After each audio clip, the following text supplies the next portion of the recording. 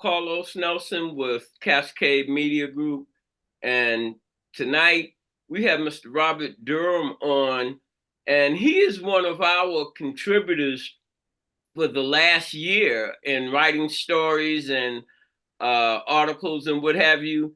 And I'm talking to him because he's coming off a little hiatus uh, from some medical issues. And he says, I'm back, I'm ready to get busy again. And then we get to talking, and he tells me he's the chairman of the Board of Elections where he's at. And so I'm like, Bob, you need to come on, especially with the elections coming around. You can't turn on the news without the politics. And most of us know what the people that have been serving as election officials over the last really 3 or 4 years, the controversy, the threats, the what have you. And so when I learned of that, I said, Bob, would you be willing to come on and tell our audience a little bit about yourself and the position that you hold that as chairperson of the Board of Elections in your region? Without further ado, Mr. Bob Durham, how you doing this evening, Bob? I'm doing well. Uh, it is hot and humid in wonderful North Carolina, and it's been that way ever since the hurricane came through last weekend. So, getting used to that takes something, but that's an every year thing with us. Tell, tell I'm our audience, first of all, tell our audience a little bit about yourself. I usually say go back to kindergarten and give them a quick run through who you are, what you do, and then we'll talk about your position. Sounds like a plan. So I was actually born in Washington D.C. In 1957, and my parents um, actually got me from a woman that worked with my father. The woman was my mother, and they had worked together at the National Bureau of Standards. And when my father to be came by to say goodbye and say so long, on the way to the door, the lady picked me up and um, handed me to them and said, "Well, you better take this with you." And so they did, and they adopted me, and I grew up in Winston-Salem, North Carolina. Um, I went to Evelyn Sellers Kindergarten. It was called Jack and Jill, and from there to St. Benedict the Moore Catholic School for 8 years of grammar school. And then I went to Carver High School, George Washington Carver High School in Winston-Salem for a year. And I met a couple, John Ely and Rosemary Harris, who had an inside track for African Americans who wanted to go to Southern boarding schools. And I decided that that might be the ticket for me. So I got into the program the Anstey Stauffer Foundation sponsored, and went to the Asheville School in Asheville, North Carolina for 3 years, completed that, and then on to Duke University in Durham, North Carolina, where I did play basketball for 1 year. And after that year, I decided that I wasn't going to ever be good enough to play intercollegiate basketball, at least not with the guys that Duke was recruiting. And so then I did something that I had no idea I had any interest in, and that was I ran for head cheerleader. And the head cheerleader had a set of microphones at the football game and led cheers with the crowd and did that sort of thing. And I think I'm the only head cheerleader to ever repeat and then repeat twice. After that, immediately after Duke, in the United States Air Force as a nuclear missile launch officer, and I was stationed in Wichita, Kansas. I did that, and then when it came time to re-up or go another hitch, as most people say, I was going to do that, and then something happened while I was on active duty, and it sort of convinced me that maybe being in the Air Force for another hitch wasn't what I necessarily needed to be doing. So I left the Air Force as a captain, and then went to work in the Wichita Public Schools. first I did a stint in Boeing. I probably could have stayed at Boeing for the rest of my career, and opted not to. Both my parents had been teachers, and so I became a teacher and worked at Wichita East High School, and then became an assistant principal, or as we like to say, an administrator in the Wichita Public Schools. In about 92, I went to the University of Chicago to work on a PhD. And then one day I got a phone call from my mother saying, hurry up and get home. And my mother had never asked me to come home. And so I sold my condo and moved to North Carolina. And my father had Alzheimer's. And so I stayed here in Winston-Salem with them until their eventual passing in 2012. And I've been here ever since. Along the way, I took a turn toward politics as a precinct chairman in my political precinct. That's what this button is, Precinct 401, Democratic Precinct 401. And after being a precinct chairperson, I joined the Board of Elections as a member of the Board of Elections and have been doing that for about the last 8 to 10 years. It turns out that I'm in my second term as chairperson of the Forsyth County Board of Elections. And the last part of my fourth year is coming up, and that'll happen in June. And we'll see whether there's another term in the Board of Elections job. And I would like to do that because I think I bring a particular kind of workmanship to the Board of Elections. I'm real clear that if you're going to be on the Board of Elections in a county, you got to be able to work with the other side. It doesn't mean that you have to knuckle under to the other side or you have to overpower the other side, but you got to work with them. And you got to find common ground where both sides are interested in providing something for voters. And the job as a member of the Board of Elections is to ensure that voters get to exercise their right to vote. That's the job. And if we're not working on that, then we're not doing the job. So I look forward to getting through this election and having voters get to vote in their precincts or by absentee ballots if they choose. And then we'll figure out what comes next after the elections are over in November and after we're done with all of the rehashing and the recounting if we have to, and making sure that all challenges are resolved. Some people lodge challenges against other voters because they think that they're not a part of the voting electorate in the precinct where they're voting. And we go through each and every one of those and make sure that that there are no irregularities. So that's kind of what my life looks like. I really enjoy what I'm doing, and I look forward to serving the people of Forsyth County. How difficult has it been to keep your I don't know whether I'm using the right word, your staffing that staffs the elections during that time with all of the I want to say hatred, but I'm trying to choose some words. With all Vitriol. Yeah, right, Does that work? right. Well, you know what I'm saying. Tell our audience a little bit, and especially, isn't North Carolina a battleground state? Yep, yeah, probably.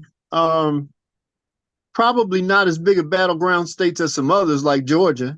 Right. And we don't have the contentiousness that other states seem to have. We're not Wisconsin, where somebody's always trying to keep somebody else from voting. The legislature did something that really was noisome. The legislature decided that instead of having 5 members on county boards of elections, that they would reduce that from 5 to 4. if you reduce the number of folks on the Board of Elections from an odd number to an even number, guess what happens when you have a tie? Well, the state Board of Elections has to come in and resolve the tie.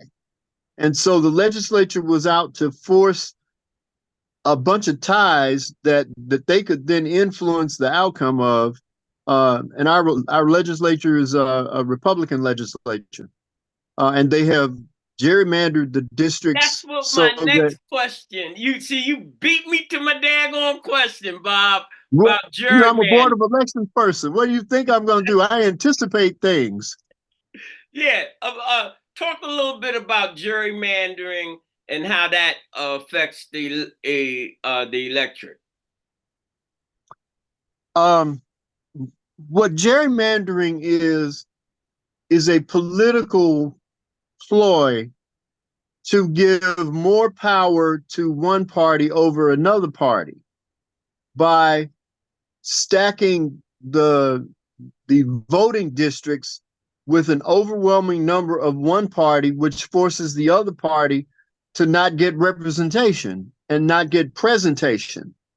And so that has gone on in North Carolina over the past 7 to 10 years. And it isn't, my personal opinion is that it doesn't work well for democratic processes. And when I say democratic, that's small d democratic, not like Democratic Party, but democratic processes. Right. Democracy. Right. Out of democracy. Exactly.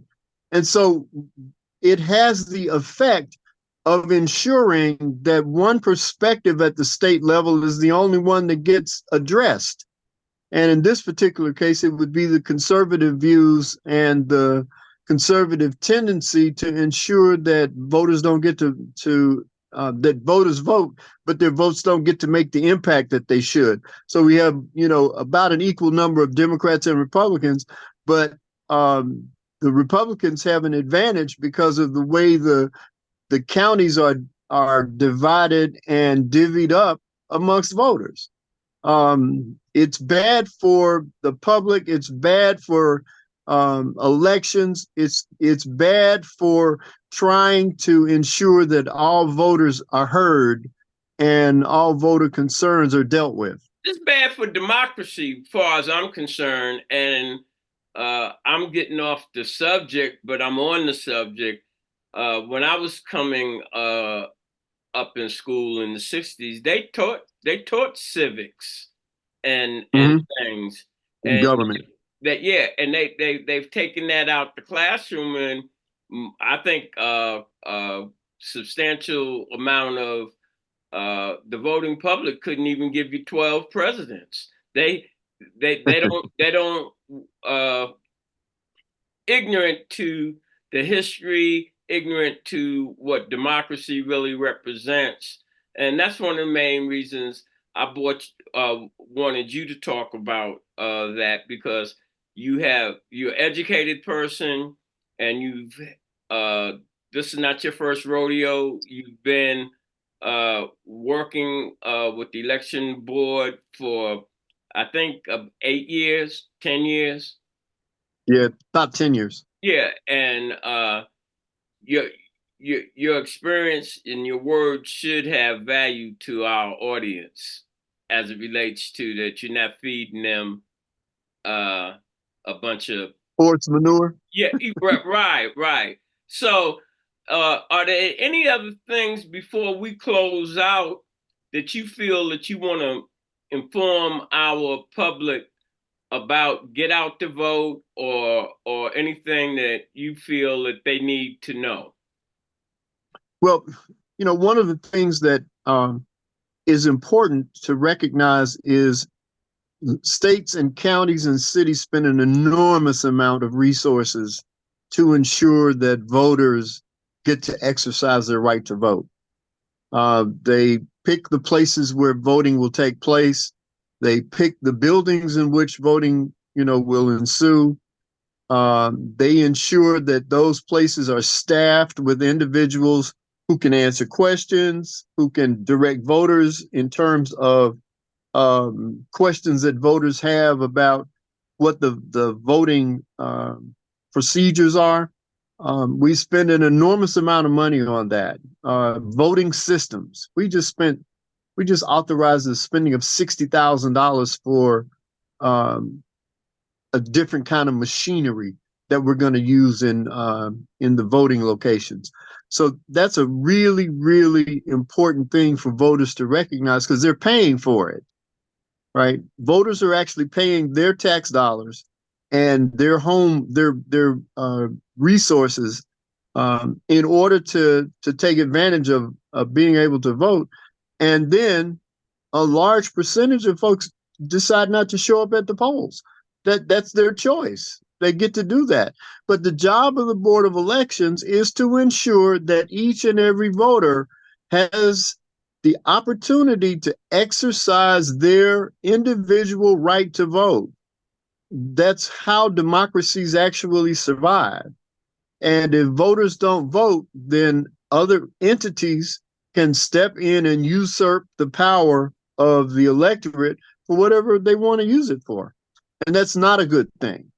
And so when you think about the dynamic of race and voting, when you're a sizable minority in the voting pool, you have to work really diligently to ensure that other folks will come out and vote so as to equalize the disparity between one group and another group, between socioeconomics that vary between racial groups.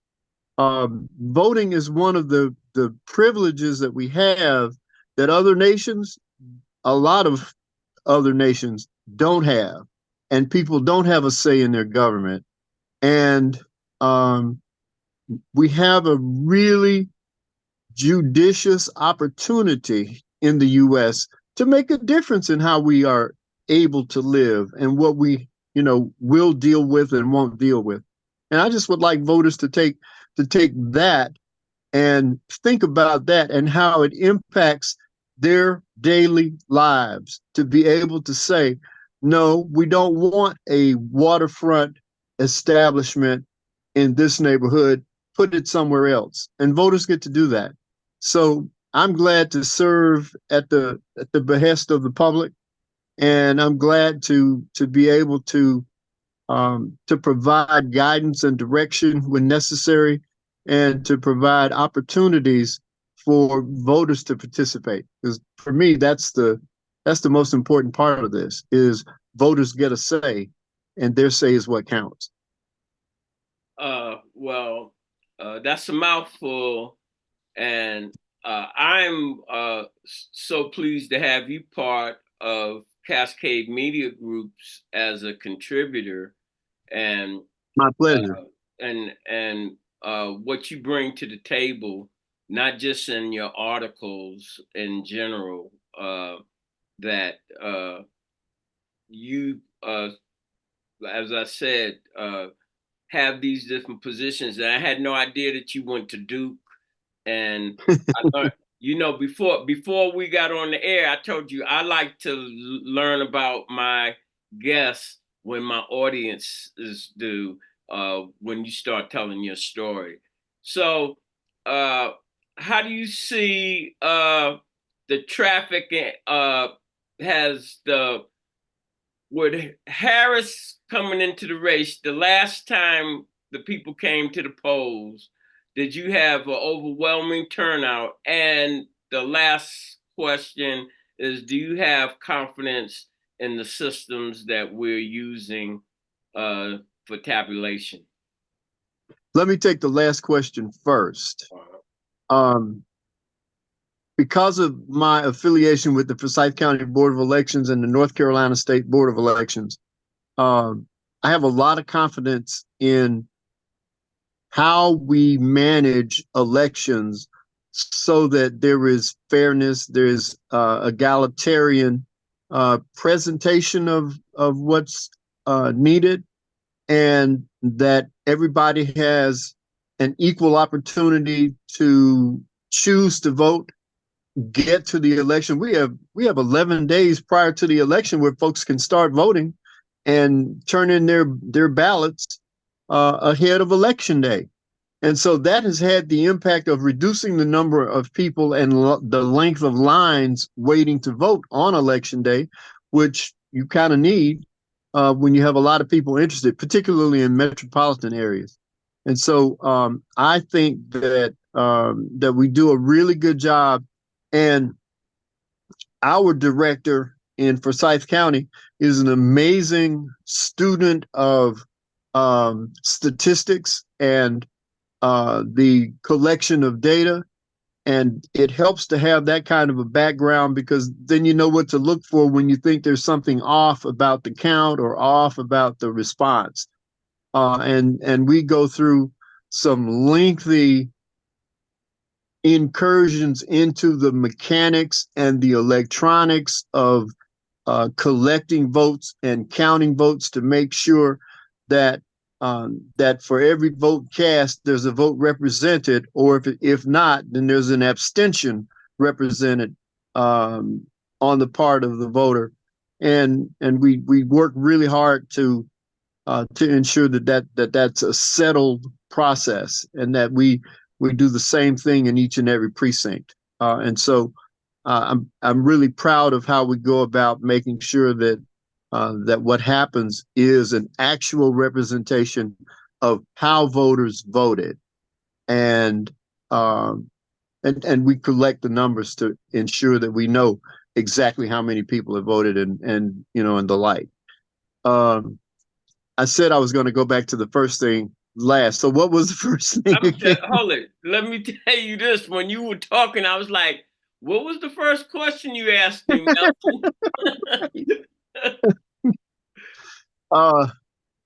Well, you talked about that you do have faith in, and I asked you about the turnout.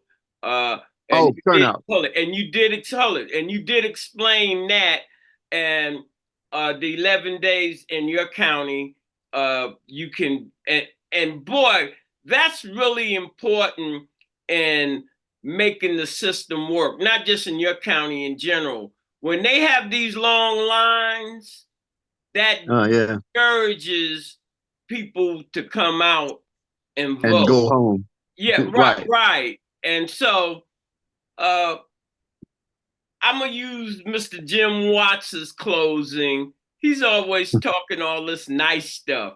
It was a plum-pleasing pleasure having you on the show tonight. And I tell Jim, cut out all of that nicety, bro. And I'll use my closing. When you invest in your community, you're really just investing in yourself. Good night. Right. This is brought to you by Kansas City Business Association, working to improve our community.